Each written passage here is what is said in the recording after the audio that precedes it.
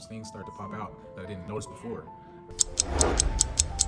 My name is Michael. There's never been a time in my life where I didn't know there was a God. From a young age, I just always felt His presence, so I always knew there was a God. But then when I was a teenager, that's when I really got serious about my faith. Probably about 13 is when I got baptized. And so I was raised in the church, but I always felt like there was something missing. It wasn't until I got into college that I realized what it was. When I read the Torah for the first time, Genesis, Exodus, Leviticus, Numbers, Deuteronomy, and then when I went to the Gospels and started reading through the Gospels, things started to pop out that I didn't notice before. One thing I noticed is that a lot of the things that Jesus was saying wasn't new. He was teaching the Torah. He was citing Deuteronomy. And so that was a very big eye-opener for me. And then I guess biggest signpost in my journey was when I graduated college.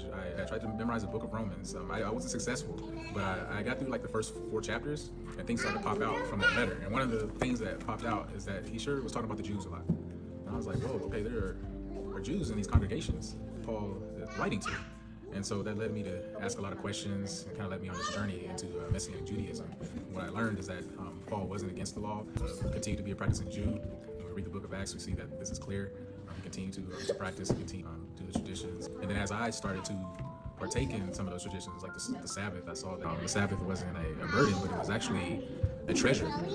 It's something that me and my family do every Friday night. It's a family time with all the kids. The kids look forward to it. It's a joyous occasion, and it's a foretaste of the kingdom that's to come. So what message would you have for somebody who is maybe a traditional, churchgoer, then walking with the Lord, loves the Lord, and to encourage them to explore some of these things you've said a little bit deeper?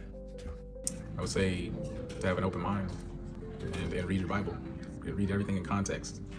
That's the key. There's a lot of people that know the scriptures, they know things that Jesus said or Paul said, but a lot of times they're out of context. And when we read them in context, we see that a lot of times the things that we traditionally believe just aren't true because we misinterpreted things because we're reading things out of context.